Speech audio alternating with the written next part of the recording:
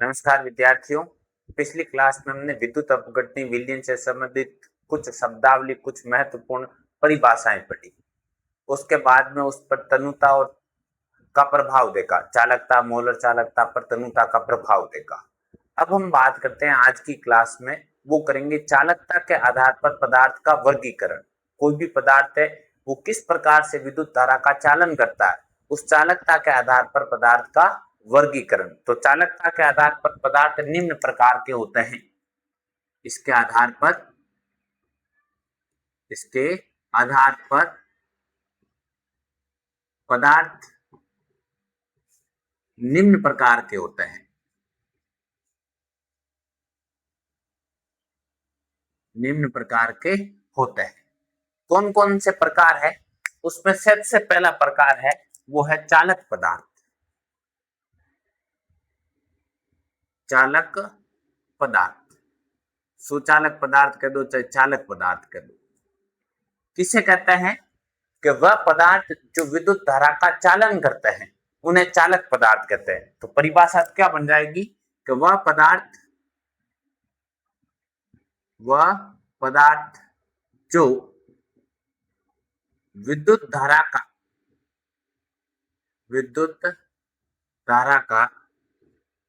चालन करते हैं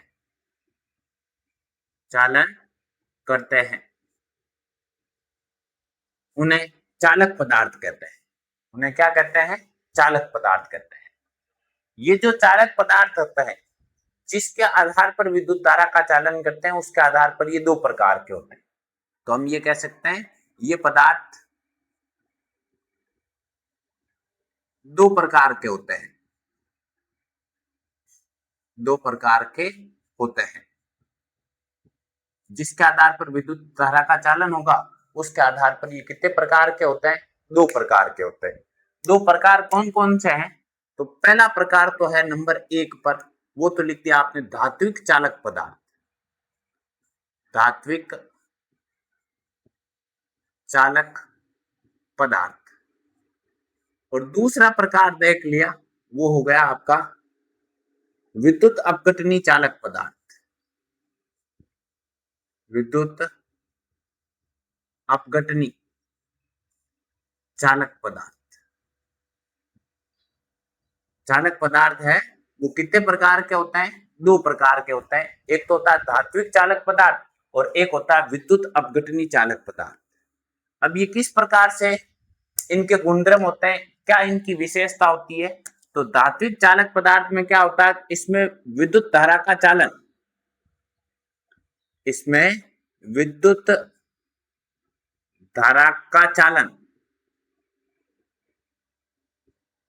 मुक्त इलेक्ट्रॉन के कारण होता है। मुक्त इलेक्ट्रॉन द्वारा होता है। इसमें विद्युत धारा का चालन किसके कारण होता है? मुक्त इलेक्ट्रॉन के कारण होता है। विद्युत धारा का चालन इलेक्ट्रॉन के कारण होने के कारण इन्हें इलेक्ट्रॉनिक चालक पदार्थ कहते हैं। इन्हें इलेक्ट्रॉनिक चालक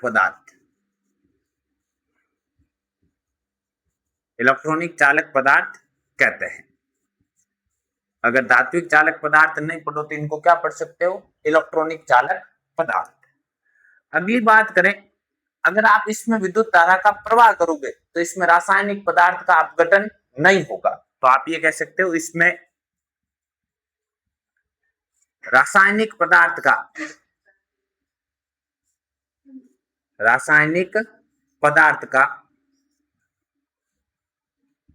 अपघटन नहीं होता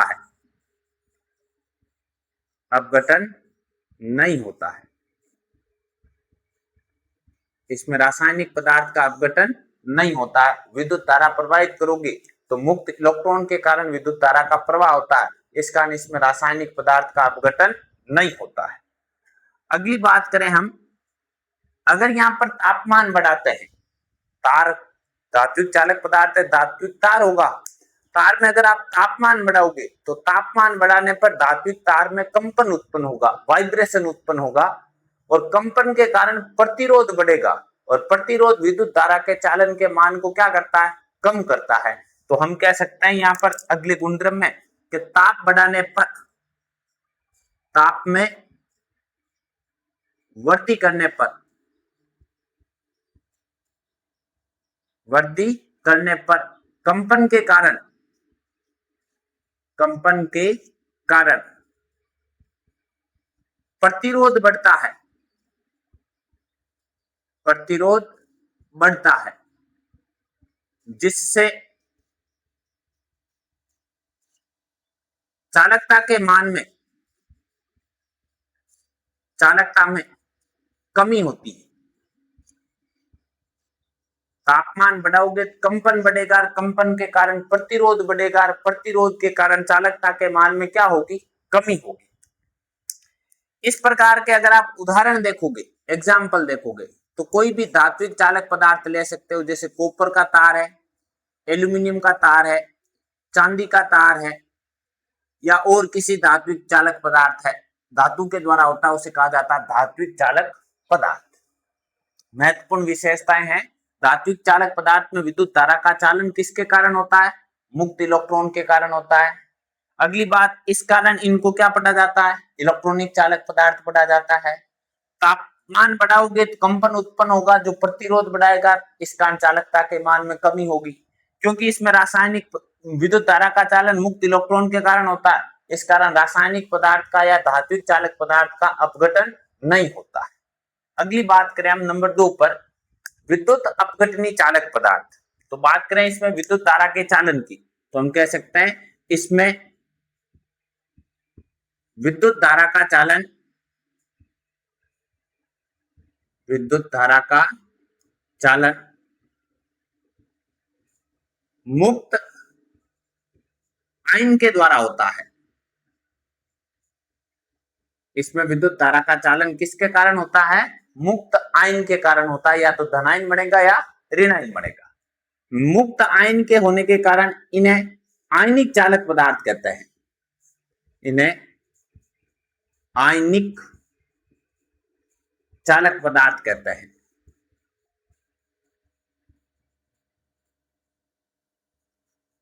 क्या कहते हैं, इन्हें आयनिक चालक पदार्थ कहते हैं, क्योंकि विद्युत धारा का चालन है वो मुक्त आयन के कारण होता है। अगली बात करें हम, इसमें क्योंकि मुक्त आयन होगा तो एक एनोड की तरफ जाएगा, एक कैथोड की तरफ जाएगा, तो इसमें रासायनिक पदार्थ का क्या होगा, अपघटन होगा, जैसा हमने विद्युत अपघटनी सेल में पढ़ा। तो हम अगला गुणधर्म कह सकते हैं, इसमें रासायनिक पदार्थ का,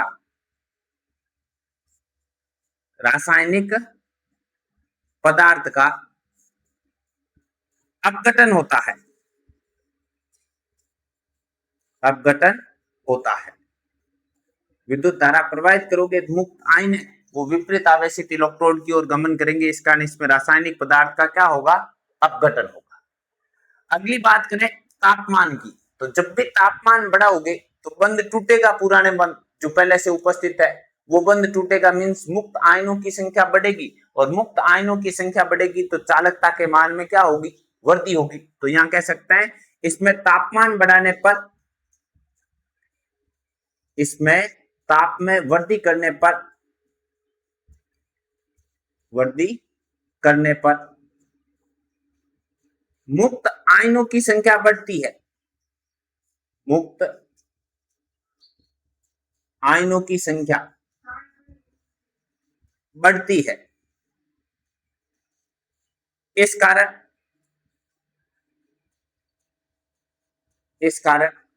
चालकता के मान में, इस कारण चालकता के मान में या चालकता में क्या होती है, वृद्धि होती है। चालकता में क्या होती है, वृद्धि होती है।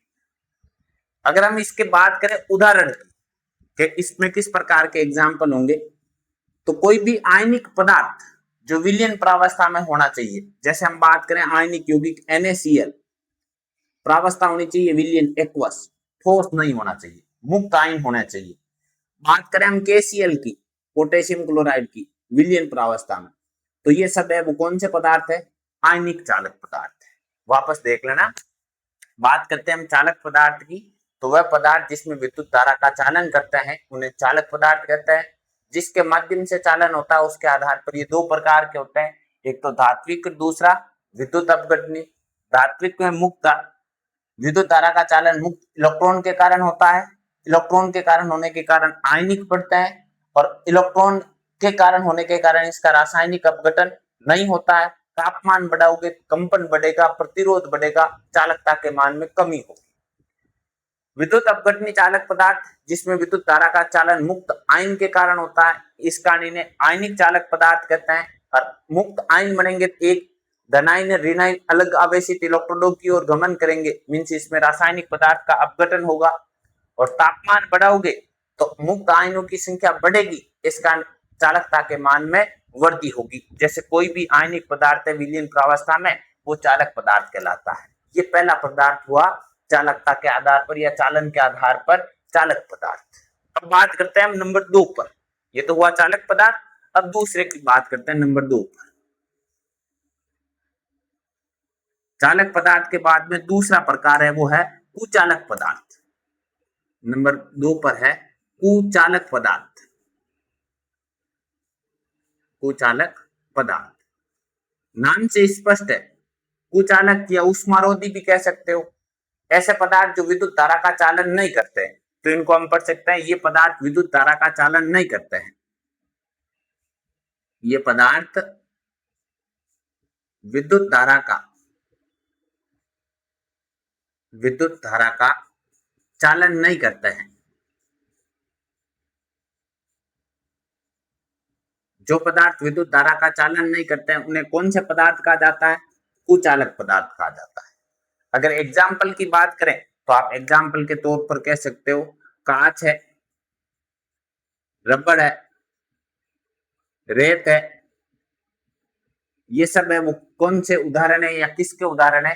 कुचालक पदार्थ के उदाहरण जो किसी भी कंडीशन में विद्युत धारा का चालन नहीं करते हैं। फिर कुचालक के बाद में नंबर 3 पर प्रकार है वो है अर्धचालक पदार्थ। अर्धचालक पदार्थ जैसा नाम से है आधा चालन करेगा, मीन्स सामान्य तापमान पर तो कुचालक है, तापमान बढ़ाओगे तो चालक है। तो आप ये कह सकते हो ये चालक व कुचालक दोनों के गुणधर्म रखता है, चालक भी है कुचालक भी है। तो आप इसको इस प्रकार से कह सकते हो कि ये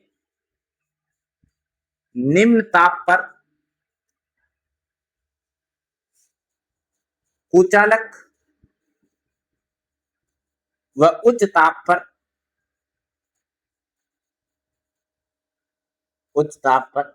चालक पदार्थ के रूप में प्रयुक्त होता है, पदार्थ होते हैं, ऐसे लिखते हैं। कम तापमान पर है तब तो कुचालक होंगे, और तापमान उच्च होगा तो चालक पदार्थ के रूप में प्रयुक्त होंगे। अगर हम इसके एग्जाम्पल की बात करें, उदाहरण की बात करें, तो उदाहरण के तौर पर कह सकते हो सिलिकॉन, जर्मेनियम, आर्सेनिक। ये है वो किसके रूप में प्रयुक्त होता है? अर्धचालक पदार्थ के रूप में प्रयुक्त होता है, जो निम्न तापमान पर तो कुचालक है, जैसे तापमान बढ़ाओगे अयुग्मित इलेक्ट्रॉन बढ़ेंगे, इस कारण वो अर्धचालक के रूप में या सुचालक के रूप में प्रयुक्त होंगे। जो दोनों के रूप में प्रयुक्त होता है वो अर्धचालक पदार्थ है। फिर है नंबर 4 पर अतिचालक पदार्थ।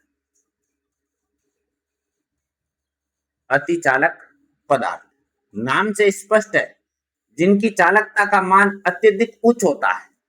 जिनकी चालकता का मान अत्यधिक उच्च होता है उन्हें कहा जाता है अतिचालक पदार्थ। जिनकी चालकता कप्पा का मान है वो अनंत होता है। और अनंत कब होगा? क्योंकि हम जानते हैं चालकता है वो प्रतिरोधकता के क्या होती है? व्युत्क्रम होती है। तो आप यह कह सकते हो कि वह पदार्थ जिनकी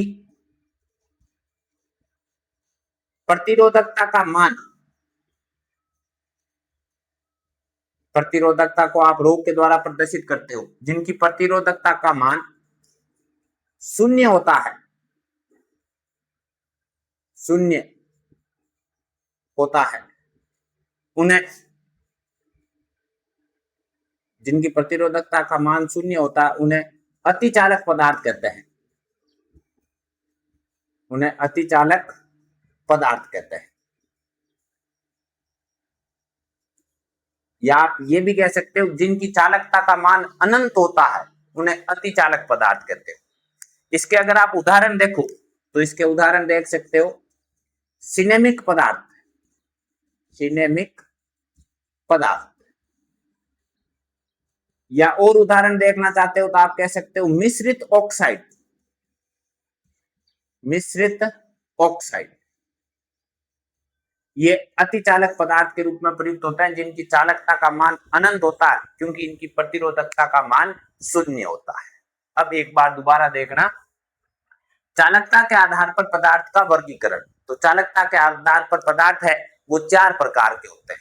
पहला है चालक पदार्थ जो विद्युत धारा का चालन करते हैं, दूसरा है कुचालक पदार्थ जो विद्युत धारा का चालन नहीं करते हैं, तीसरा है अर्धचालक पदार्थ जो सामान्य तापमान पर तो करेंगे नहीं और उच्च तापमान पर करेंगे, फिर है अतिचालक जिनकी प्रतिरोधकता का मान होता है शून्य या चालकता का मान होता है अनंत, उन्हें कहा जाता है अतिचालक पदार्थ।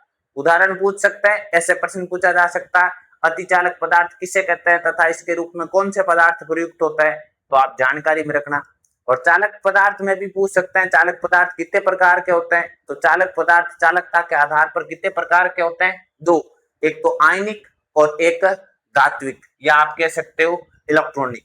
दोनों के अंदर किसमें ये भी पूछा जा सकता है, धात्विक चालक पदार्थ की चालकता तापमान बढ़ाने पर क्या होती है, कम, क्यों, क्योंकि प्रतिरोध बढ़ता है, और आयनिक चालक पदार्थ की चालकता तापमान बढ़ाने पर बढ़ती है क्योंकि मुक्त आयनों की संख्या बढ़ती है। ये हुई चालक पदार्थों, चालकता के आधार पर पदार्थ का वर्गीकरण जो चार प्रकार है, चालक, कुचालक, अर्धचालक और अतिचालक पदार्थ। तो हुआ चालकता के आधार पर पदार्थ का वर्गीकरण। चालकता के आधार पर पदार्थ चार प्रकार के होते हैं, चालक, कुचालक, अर्धचालक और अतिचालक। महत्वपूर्ण है, एग्जाम में अधिकांशतः प्रश्न पूछा जाता है। अब बात करते हैं इससे आगे की, जो आयनिक चालक पदार्थ होते हैं उन आयनिक चालक पदार्थों की चालकता की गणना या चालकता का मापन।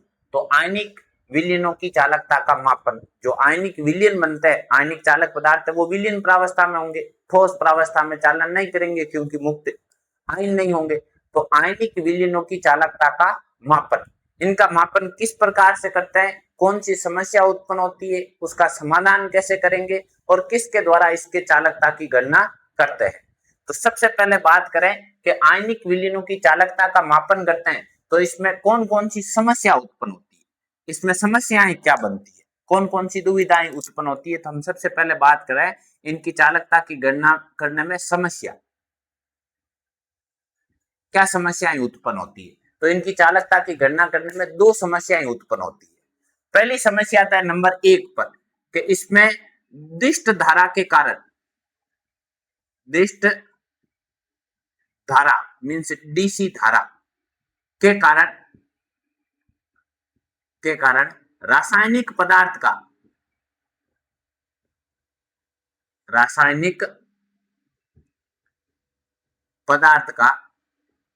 अपघटन हो जाता है।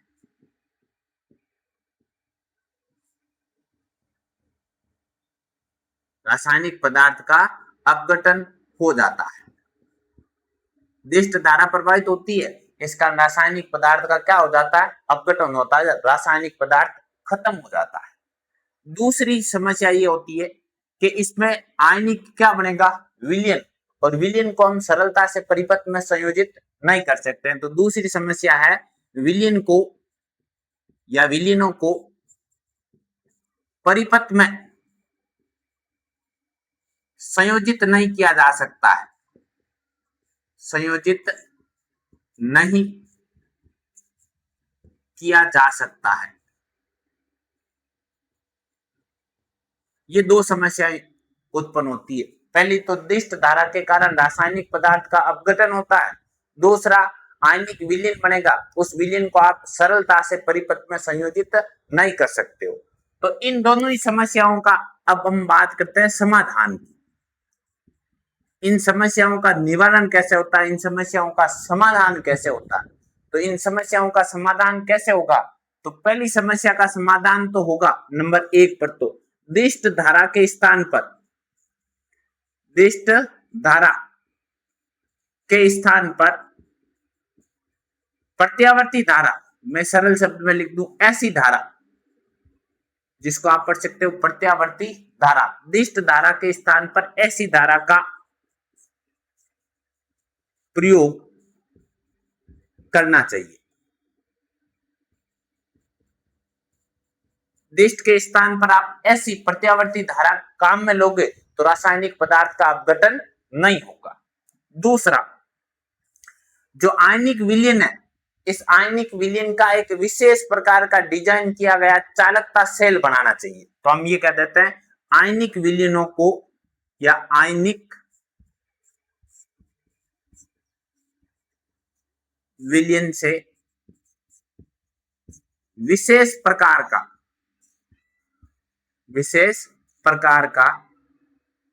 चालकता सेल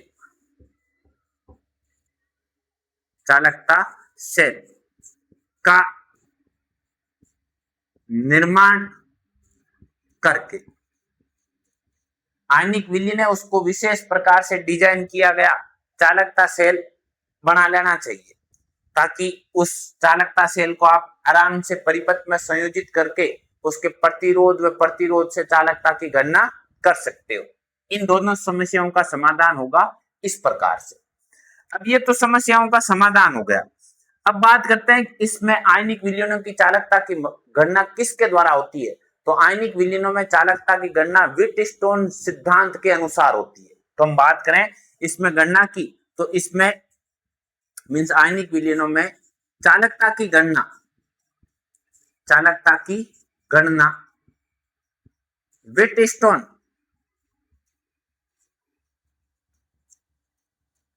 ब्रिज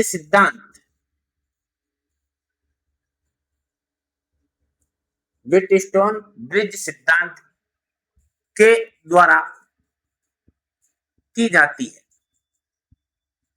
व्हिटस्टोन ब्रिज सिद्धांत के अनुसार की जाती है। तो ये एक नंबर का प्रश्न पूछ ले कि आयनिक विलयनों की चालकता की गणना कौन से सिद्धांत के अनुसार करते हैं, तो वो है व्हिटस्टोन ब्रिज सिद्धांत के अनुसार करते हैं। अब इसमें होता क्या है, तो इसमें 4 प्रतिरोध होते हैं।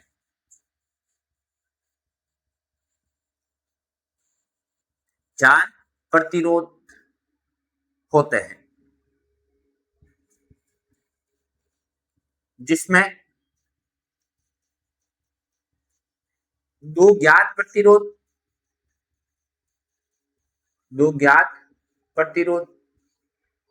एक अज्ञात प्रतिरोध,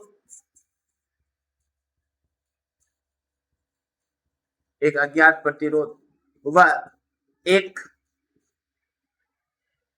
परिवर्तनशील प्रतिरोध। 4 प्रतिरोध होता है, 2 तो ज्ञात होता है, एक अज्ञात होता है, एक परिवर्तनशील होता है। और जो अज्ञात प्रतिरोध होता है ये चालकता सेल का होता है। जो अज्ञात प्रतिरोध होता है ये अज्ञात प्रतिरोध किसका होता है, चालकता सेल का होता है।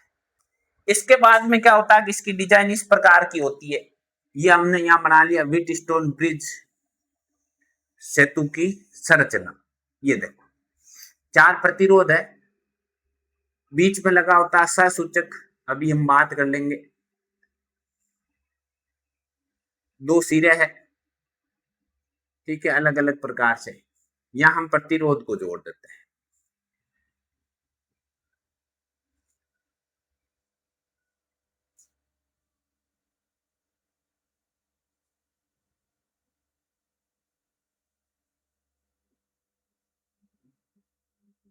यहां फिर चालकता सेल का विशेष प्रकार का डिजाइन किया गया प्रतिरोध, और यहां पर नीचे की तरफ हम रख देते हैं ज्ञात प्रतिरोध।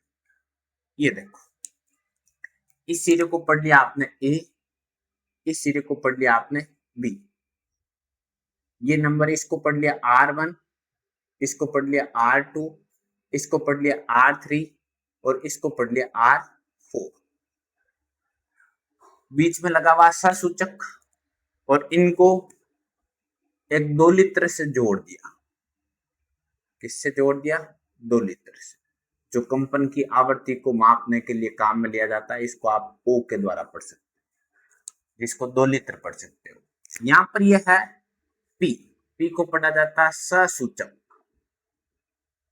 क्या पढ़ा जाता है, सहसूचक। अब बात यह है इस प्रकार के 4 प्रतिरोध है, इन चारों का हम वापस यहां उल्लेख कर देते हैं। यहां पर जो R1 है इसका मतलब है परिवर्तनशील प्रतिरोध। R1 का मतलब क्या है?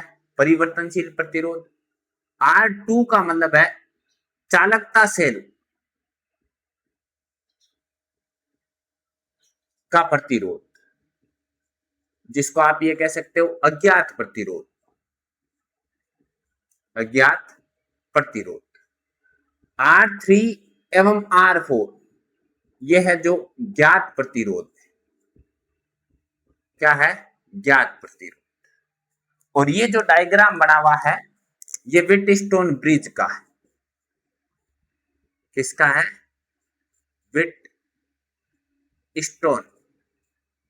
ब्रिज का। ये डायग्राम बना हुआ वो किसका है? व्हीटस्टोन ब्रिज का।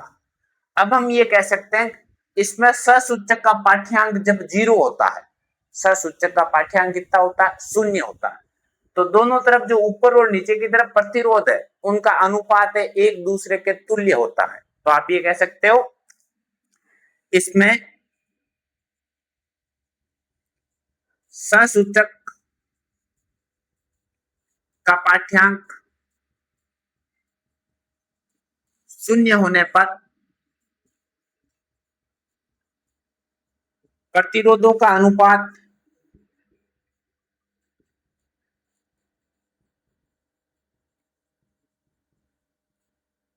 एक समान होता है। प्रतिरोध का अनुपात निकालोगे तो अनुपात कितना होगा? एक समान होगा। कैसे एक समान होगा? तो ये हम देख लेते हैं। देखो, अगर आपने ससूचक में पाठ्यांक लिया 0, ऊपर की तरफ राइट एवं लेफ्ट की बात करें तो यहाँ है R1 और यहाँ है R2, तो आपने ये लिख दिया। इस तरफ से ले लो, भले इस तरफ से ले लो, कोई समस्या नहीं है। तो आपने ये ले लिया R1/R2 बराबर। नीचे की तरफ आओगे तो आपने ये पहले लिया तो यहां पर हो जाएगा R4/R3। अब हमें गणना किसकी करनी है? R2 की, चालकता सेल का प्रतिरोध, अज्ञात प्रतिरोध। अगर आप R2 की गणना करोगे तो सूत्र क्या बन जाएगा? तो ये आपने आगे लिख दिया, ये इस तरफ चला गया तो R2 बराबर हो गया R1 इंटू R3/R4।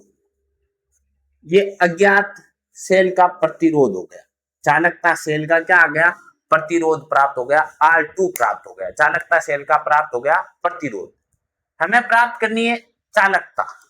अगर चालकता सेल की चालकता ज्ञात करोगे तो प्रतिरोध प्राप्त हो गया, तो चालकता तो आपने ये लिख दी आयनिक विलीनों की, आयनिक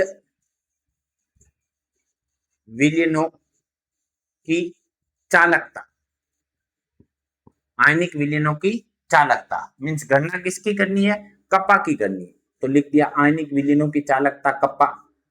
कप्पा बराबर क्या बन जाएगा कि ये तो है आपका प्रतिरोध और एक होता है सेल स्थिरांक। तो आप ये कह सकते हो सेल स्थिरांक अपॉन प्रतिरोध R2। इन दोनों का अनुपात है, वो अनुपात किसके बराबर होगा? आयनिक विलीनों की चालकता के बराबर होगा। G स्टार का मतलब है सेल स्थिरांक, R2 का प्रतिरोध। इन दोनों का जो अनुपात निकालोगे ये अनुपात किसके बराबर होगा? चालकता के बराबर होगा। तो ये यहां से प्राप्त हो जाएगी आयनिक विलीनों की चालकता। अब एक बार इसको दोबारा देखना। हम बात करते हैं आयनिक विलीनों की चालकता का मापन। तो आयनिक विलीनों की चालकता के मापन में दो प्रकार की समस्याएं उत्पन्न होती है। सबसे पहली समस्या तो है दिष्ट धारा के कारण रासायनिक पदार्थ का अपघटन हो जाता है। दूसरी समस्या है कि आयनिक विलीन है वो विलीन प्रावस्था में होता है, इस कारण उसको परिपथ में सरलता से संयोजित नहीं किया जा सकता। इन दोनों ही समस्याओं का समाधान किया जाता है। समाधान करने के लिए सबसे पहली समस्या का समाधान किया जाता है जिसमें दिष्ट धारा के स्थान पर प्रत्यावर्ती धारा, ऐसी धारा को प्रवाहित किया जाता है जिसके कारण रासायनिक पदार्थ का अपघटन नहीं होता है। दूसरा, जो आयनिक विलीन है उस आयनिक विलीन का एक विशेष प्रकार का डिजाइन किया गया चालकता सेल बनाया जाता है। चालकता सेल बनाया जाता है, उस चालकता सेल को परिपथ में सरलता से संयोजित किया जा सकता है, तो विलीन का बनाया जाता है चालकता सेल। फिर इसके बाद में ये तो दोनों समस्याओं का समाधान हो गया। अब आयनिक विलीनों की चालकता की गणना कौन से सिद्धांत से करते हैं? तो आयनिक विलयनों की चालकता की गणना करते हैं व्हीटस्टोन ब्रिज के सिद्धांत से। और व्हीटस्टोन ब्रिज सिद्धांत क्या कहता है कि इसमें 4 प्रतिरोध होते हैं, जिसमें 2 तो होते हैं ज्ञात प्रतिरोध, एक होता है परिवर्तनशील प्रतिरोध जिसको बढ़ा घटा सकते हो, और एक होगा अज्ञात प्रतिरोध। जो अज्ञात प्रतिरोध होगा वो चालकता सेल का प्रतिरोध होगा। फिर इसकी डिजाइन किस प्रकार की होती है? व्हीटस्टोन ब्रिज की डिजाइन इस प्रकार की होती है जिसमें 4 प्रतिरोध होता है, बीच में सहसूचक लगा होता है, एक 2 लित्र लगा होता है जिसको O के द्वारा पढ़ते हो 2 लित्र पढ़ा जा सकता है। जब सहसूचक में पाठ्यांक 0 होता है तो इन दोनों जो 4 प्रतिरोध है, इन 4 प्रतिरोधों का अनुपात है वो एक दूसरे के तुल्य होगा। आप भले ऊपर नीचे ले लो, ए और बी सिरा लिया तो ऊपर वाला का अनुपात अपॉन नीचे वाले का अनुपात, दोनों का अनुपात निकालोगे प्रतिरोध का तो वो एक दूसरे के तुल्य प्राप्त होगा। भले ऊपर नीचे कर दो चाहे बाएं दाएं कर लो, करना राइट बराबर है। जैसे R1 अपॉन R2 लिखा, R4 अपॉन R3 लिखेंगे। फिर हमें गणना किसकी करनी है? R2 की, क्योंकि ये दोनों तो ज्ञात है, ये परिवर्तनशील है, बट आप बदलोगे कम ज्यादा करोगे तो वो भी हमारी जानकारी में रहेगा। नई जानकारी में वो R2। तो इस व्हीटस्टोन ब्रिज से चालकता सेल का ज्ञात कर लिया जाएगा प्रतिरोध। हमें प्राप्त करनी है चालकता सेल की चालकता, और चालकता सेल की चालकता की गणना करते हैं। हमने चालकता पढ़ी है कि चालकता किसे कहते हैं? सेल स्थिरांक और प्रतिरोध के अनुपात को कहते हैं चालकता। तो सेल स्थिरांक नियत होगा, फिक्स होगा, उसमें प्रतिरोध का भाग दोगे तो आपको प्राप्त हो जाएगी आयनिक विलयनों की चालकता। ये हुई चालकता के आधार पर पदार्थ का वर्गीकरण, जो 4 प्रकार थे। उसके बाद में आपने पढ़ा आयनिक विलयनों की चालकता की गणना, बहुत ही महत्वपूर्ण है, जानकारी में रखना। ये दोनों ही टॉपिक हो गए। पहले तो हमने पढ़ लिया चालकता के आधार पर पदार्थ का वर्गीकरण, 4 प्रकार थे, चारों को पढ़ लिया, चारों ही महत्वपूर्ण है। उसके बाद में पढ़ ली आयनिक विलयनों की चालकता की गणना। सारे प्रश्न पूछे जाते हैं अलग अलग प्रकार से, इसमें कौन सी समस्या होती है, निवारण कैसे होता है, कौन से सिद्धांत से इसमें चालकता की गणना की जाती है, इसमें प्रतिरोध कितने होता है, ठीक है, प्रतिरोध की गणना कैसे करते हैं, चालकता की गणना कैसे करते हैं, ये सारे प्रश्न इससे संबंधित एग्जाम में पूछे जाते हैं। इससे अगली क्लास में हम पढ़ेंगे कि जो हमने पढ़ी मोलर चालकता, चालकता, उस पर सांद्रता का प्रभाव किस प्रकार का होता है, कोलराउस नियम, ये अगली क्लास में पढ़ेंगे। अगर आपको ये जानकारी ठीक लगी, समझ में आई, तो हमारे चैनल को लाइक करें, शेयर करें एवं सब्सक्राइब करें। धन्यवाद।